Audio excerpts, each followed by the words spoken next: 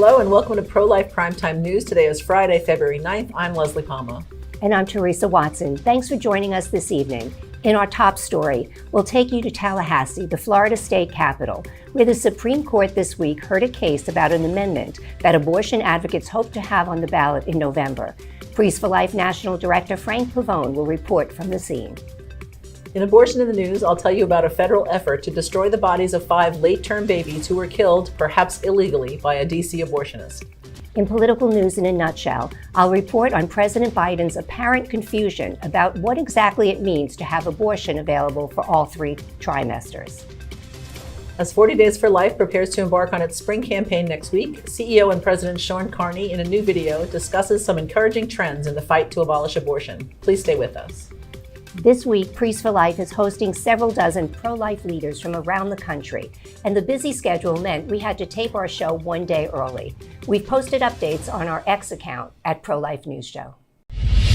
The Florida Supreme Court on Wednesday heard oral arguments in a case that will decide the fate of a proposed amendment that, if approved, would insert a right to abortion in the state constitution. The courthouse in Tallahassee attracted crowds of pro-lifers and pro-abortion protesters, and Priests for Life National Director Frank Pavone was the keynote speaker at a conference organized by Florida Voice for the Unborn. Friends, pro-life leader Frank Pavone here. I'm outside of the Supreme Court of Florida, where the oral arguments were just held on a very important question. Should this ballot initiative be allowed to be on the ballot in November, calling for a constitutional right to abortion in the Florida Constitution? So the oral arguments were just held. The justices had very difficult questions for both sides. They're really probing the legal issues involved. And what the state of Florida is saying is, look, this is vague. The voters need to know what they are voting on. So the language of the amendment needs to be clear enough for people to understand what they're really choosing. And that's what is at issue here. We had a press conference right after the oral arguments, and I shared that perspective. And I challenged the other side to be clear, to be honest, to be open with the voters. There were various speakers here. There were various Florida pro-life groups represented. There were people here from around the state.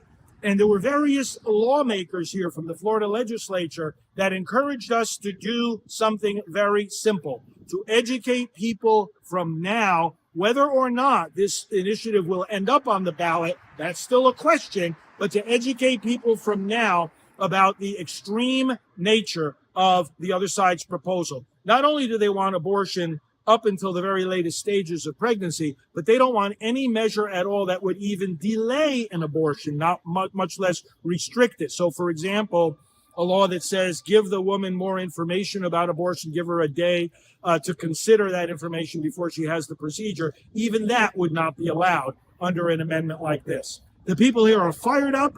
They are ready to educate their fellow voters. Let's all do the same as we battle these amendments, not only in Florida, but in other states as well. It was a great day here. I was very encouraged and pleased to be the keynote speaker at this rally. Thanks for joining with us in this effort for pro-life. Inside the courthouse, Florida's Republican Attorney General Ashley Moody argued that the proposed amendment would allow abortions to remain legal until the fetus is viable, an imprecise term that Moody argued was open to interpretation. Those differences, along with the failure to define health and healthcare provider, she said, are enough to deceive voters and potentially open a box of legal questions in the future. The pro-abortion group pushing the amendment, Floridians Protecting Freedom, has gathered nearly 1 million signatures from Florida voters to get the issue on the ballot. If passed, the amendment would negate all other state laws enacted to protect the unborn and their mothers, including a 15-week law whose constitutionality is awaiting a ruling from the state Supreme Court. Republican legislators in several other states are working to keep abortion amendments off their ballots as well. A proposal passed last month by the Mississippi House would ban residents from placing abortion initiatives on the statewide ballot. The proposal is expected to have a tougher time when it comes before the Senate. The case that led to the overturning of Roe v. Wade in 2022 originated in Mississippi. After the proposal to keep abortion amendments off the ballot passed last month, House Speaker Jason White told the Associated Press, "It took 50 years to overturn Roe v. Wade. We weren't going to let it just be thrown out the window by folks coming in from out of state, spending $50 million and running an initiative through." In Missouri, pro-lifers have thrown their support behind a proposal to require ballot initiatives to win a majority vote in 5 of the state's 8 congressional districts, in addition to a simple statewide majority. Meanwhile, abortion advocates have come up with numerous ballot proposals whose wording a Missouri appeals court recently found to be misleading. The Biden administration has ordered the destruction of 5 victims of late-term abortion who were discovered nearly 2 years ago outside the Washington, D.C. abortion killing center run by Cesar Santangelo. Viewers may recall that pro-life activist Lauren Handy was arrested when the babies' bodies were found in her home. In March 2022, a driver sent to collect medical waste at the facility gave her a box containing the remains of 115 aborted babies, including 5 who were clearly the victims of late-term and possibly illegal abortion. Last year, dozens of U.S. congressional leaders joined pro-life advocates in demanding a federal investigation into Santangelo's practice. That never happened. Now the Office of the D.C. Medical Examiner has notified Handy's lawyers with the Thomas More Society that, at the direction of the Federal Justice Department, the bodies will be destroyed. The law firm has filed an emergency motion to prevent the bodies from being destroyed, and pro-life lawmakers in the U.S. House and Senate have been asked to intervene. Thomas More attorney Martin Cannon, in an interview with the Daily Signal, said the condition of the babies and the circumstances of their deaths is pertinent to sentencing if Handy is convicted, and he wondered why the Justice Department is involved. There's no real reason the DOJ should have such sway over the examiner's office, he said. Beyond Lauren's case, there is a general need to have these babies examined. He believes 2 of them were born alive and left to die, and that others might have been killed through illegal partial birth abortion. The case is moving quickly, and we'll post updates at Pro-Life News Show on X. Lauren Handy, meanwhile, is currently in jail with other pro-life activists awaiting sentencing in a separate case. As a U.S. Supreme Court hearing approaches for a case that could impact the way the abortion drug mifepristone is distributed, the publisher of some of the studies used to support the case against the drug have been retracted. Sage Publishing said researchers failed to disclose their ties to pro-life organizations. One of the studies found that abortions using mifepristone are followed by a high rate of emergency room visits compared to surgical abortions. As you may recall, last week we reported on a study that invented an outrageous number of rape-related pregnancies in states where babies are protected from abortion. The lead researcher was a Planned Parenthood director and a plaintiff in a lawsuit challenging pro-life laws in Montana. Pro-life observers say this is a clear example of the abortion distortion plaguing our nation, particularly the mainstream media. 26 pregnancy resource centers in Arkansas are splitting $500,000 as the state makes good on its promise to provide twice that amount to pregnancy centers, maternity homes, adoption agencies, and social service agencies that provide material support to women with unplanned pregnancies. The measure, which also contained language clarifying that grant funding cannot go to abortion providers or their affiliates, was overwhelmingly passed by the state legislature last year. The first grants were dispersed last month, and the rest will be given out by June 30th. Planned Parenthood is behind a lawsuit seeking to push back by 3 weeks the cutoff for mothers in South Carolina to abort their children. Filing on behalf of a woman who left the state for an abortion after 6 weeks, when a fetal heartbeat can be detected and state law kicks in, Planned Parenthood claims the major components of the heart don't form until 9 weeks. In an interview with the Associated Press, the plaintiff describes her abortion in North Carolina at 6 weeks and 4 days as, quote, a race to the finish line. And finally, the Idaho Attorney General's office announced that a challenge to the state's Defense of Life Act by the Satanic Temple has been defeated. In a lawsuit, the temple argued that the Constitution grants women the right to abort their children as part of a satanic ritual. After a state law was enacted protecting nearly all babies from abortion, temple members sued Attorney General Raul Labrador, a county prosecutor, and the state. A federal district court judge has now dismissed the suit, but the Satanic Temple said it would appeal to the Ninth Circuit Court of Appeals. And that's abortion in the news. Republican presidential contender Nikki Haley only managed a second-place finish in the Nevada Republican primary on Tuesday, suffering the humiliation of scoring fewer votes than the none of these candidates box on Silver State ballot papers. Donald Trump was not in contention in the state-run primary, but instead appeared in Nevada's GOP-organized caucus on Thursday, where his only challenger was Texas pastor Ryan Binkley. The win in Nevada will allow Trump to pick up 26 delegates and further cement his dominance of the race for the Republican Party's presidential nomination. Haley's defeat did not cost her any delegates, but does severely weaken her claim to be able to mount a serious challenge to the frontrunner. It also places even greater pressure on her performance in South Carolina in that state's February 24th primary. Also this week, Biden won Democratic primaries in South Carolina and Nevada. Social media users were confused and outraged when Biden appeared to argue that legal abortion for all 3 trimesters was not abortion on demand. During a Las Vegas campaign stop on Sunday, Biden contrasted his record on abortion with former President Trump. While insisting that he would bring back Roe v. Wade, he attacked Trump for arguing that Biden wants no limits on abortion. I love how Trump now says Biden is for abortion on demand. That's not true. That's not what Roe v. Wade said. It said the 3 trimesters and how it worked, Biden said. Many people pointed out that pregnancy only has 3 trimesters, meaning that he was admitting Roe v. Wade legalized abortion up until birth with few restrictions, which could be considered on demand. Does Biden think there's a 4th trimester? Twitchy's Doug Powers asked on X. Well, we'll have to wait and see if Doug's question is ever answered. Republican National Committee Chair Ronna McDaniel is expected to leave her job this spring after former President Donald Trump had increasingly grown critical of her leadership, according to people familiar with the matter. The decision came as she visited Mar-a-Lago and met with Trump on Monday, but the situation remained fluid, according to the people who spoke on the condition of anonymity to reveal private discussions. The news of her departure was first reported by the New York Times, which reported it was likely to occur after the South Carolina primary on February 24th. McDaniel, who is in her 4th term as chair of the RNC, was expected to serve until 2025, but has considered leaving for months. Her relationship with Trump soured over the Republican primary debates featuring his challengers this past fall. According to the people familiar with the discussions, Trump wanted her to cancel them, and she declined. Trump's campaign has increasingly grown frustrated with McDaniel's leadership. They have worried over what they view as the RNC's lackluster fundraising, as well as the more muscular role they hoped the committee could play in the general election matchup with President Biden. The party had about half as much money as the DNC at the end of December. Trump also has repeatedly told advisors that McDaniel was not doing enough on election integrity. But in private, he has been nice to her, the people familiar with the meeting say, and has not forcefully pushed for her ouster, even as some of her critics have called for it. The pair met for over 2 hours on Monday. Trump is weighing other candidates for the job and has focused on Michael Whatley, the North Carolina GOP chairman, who has supported Trump's claims of election fraud as a favorite. 2 people familiar with his comments said, McDaniel has promised a lengthy and smooth transition. Nothing has changed, RNC spokesman Keith Schipper said Tuesday night. This will be decided after South Carolina. Mike Reed, the RNC's chief of staff, announced Tuesday that he planned to step down from his role at the committee as well.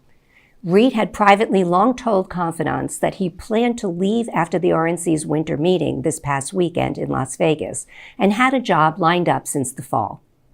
And that's political news in a nutshell.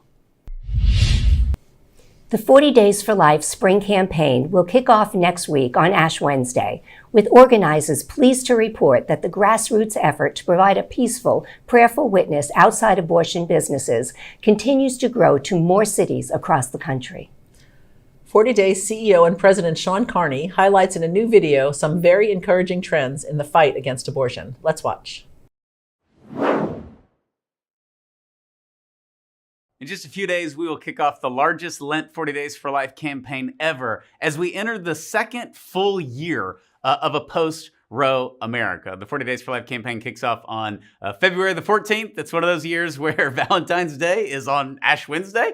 So not the most romantic day of the year. So you may want to celebrate Valentine's Day the day before, unless you think Ash Wednesday is very romantic, then go for it. But it's going to be a record-sized campaign. And I just want to cover some of the trends and some of the good news that we have going on in the pro-life movement, particularly at the grassroots as we enter this second full year after the overturning of Roe versus Wade. Because so many things have gotten very insane. We have people that just 5 years ago would have been sickened to their stomach by the idea of infanticide or abortion at 40 weeks, and now they're just actively, promoting it as if it's this like legitimate, political viewpoint and not the barbaric act that it is. And I think all of these trends are very good. because what happened when they overturned Roe v. Wade is it obviously got sent back to the states, and that's why things like 40 Days for Life are in our highest demand. Our team's done a great job at keeping up with the demand, but this goes now, it's market driven, and market driven for us is hearts and minds on the sidewalks. It's why we work so closely with our friends at the Pregnancy Resource Centers, and we just see some trends. Number one, the birth rate is going up, which is fantastic, because if you don't abort a baby, he or she will get to live and be born, which is a good thing, a very good thing. And so the birth rate is going up. We also see a record number of abortion facilities being closed. We just reported an awesome victory when the longtime abortion facility, notorious abortion facility in the Bronx, New York, finally closed. New York did not become pro-life. The Bronx is not the hub of the pro-life movement, but we had 40 Days for Life campaigns there for years.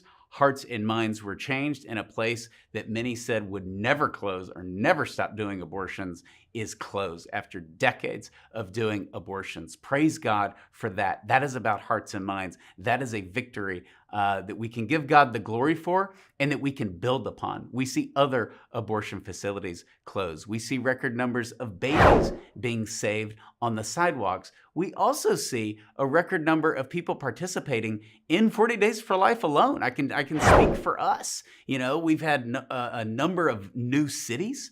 We see that the most pro-abortion areas of our country, there's not discouragement in California and Illinois and New York. You would think that. You would think that, you know, well, abortion's here to stay. We're never making it illegal here. But it's the opposite. We've got new cities. We've trained new leaders. We trained a record number of leaders in person in 2023. We'll do more in 2024 because of the high demand in these pro-abortion areas for 40 Days for Life and the effectiveness it has at driving down the bottom line of local abortion facilities, not through intimidation and not through hatred, but through love, through alternatives, through genuine conversation that you don't have to do this today. You don't have to have an abortion. It is great hope that we get to offer women on the sidewalks. And it works because nobody wants an abortion, ultimately. Nobody grows up wanting one. And we offer them hope. They take it. And we are seeing that more in a post-Roe America than ever before. That's a good trend. Another good trend that doesn't always feel so good is the persecution, not just from the DOJ, and we have our lawsuit on behalf of Mark Houck and his family, which will really heat up in a couple of months. You'll see more on that. We see the prosecution from the DOJ and just the targeting of just them just not leaving us alone. And the attacks on free speech with buffer zones in New York and the many legal battles we have to defend our right to defend the unborn. But we also see a new trend, which is crazy, in California, where Governor Newsom, who's basically decided he's going to live on the moon, he had his AG create a law against abortion pill reversal. Abortion pills reversal is very effective. It's very effective. It's medically based. It was created by a doctor, Dr. Delgado, and it's phenomenal. I've met many children who are alive today because of abortion pill reversal. It is a natural process. It's an easy process, and California wants to make it illegal because they're one of the many states that has recently made abortion their sacrament. And they are suing pregnancy resource centers. They're suing our friends at Heartbeat International. We just had Jerome Gotzi, their president, on our podcast talking about this lawsuit because they do abortion pill reversal. We will defend our people, and we will defend our rights for free speech, particularly when it is giving a voice to science, a voice to reason, and a voice to common sense. And all of these trends are good. All of these trends are good. That's why there should be so much momentum. There should be zero discouragement as we head into the largest spring 40 Days for Life campaign ever on St. Valentine's Day. There should be so much encouragement because we're winning in the grassroots. And they have to do all this nonsense. They have to create all this rhetoric and garbage because the comfort of Roe is gone. And they don't want to discuss abortion. They don't want to talk about the biological reality of unborn children. They don't want to talk about what abortion does. They're being forced to defend abortion. and it's indefensible. And so they're going after our right to talk about it and to witness to it. And so, of course, we'll protect ourselves legally and we'll continue to win those cases.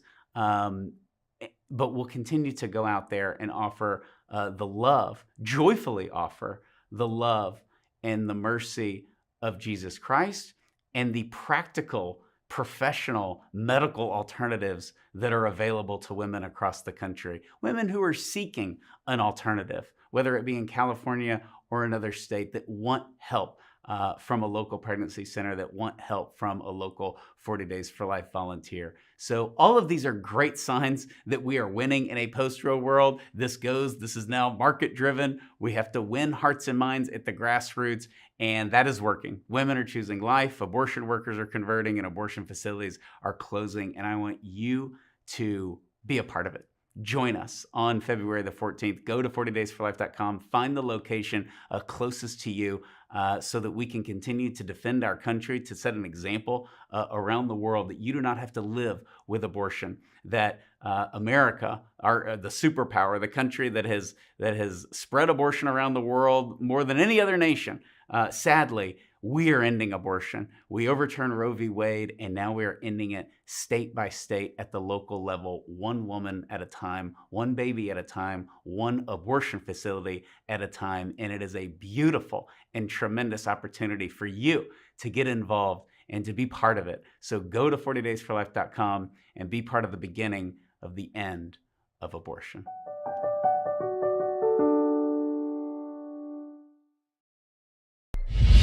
Thank you so much for joining us on Pro-Life Primetime News, produced at Priests for Life headquarters in Titusville, Florida. If you like our show, please support us by making a donation to prolifegift.org. These donations help fund all of our work here at Priests for Life, which enables us to continue educating, equipping, and activating God's people to end abortion. For all your pro-life news updates during the week, please follow us on X at Pro-Life News Show. I'm Teresa Watson, Executive Manager. I'm Leslie Palma, Communications Director. Remember,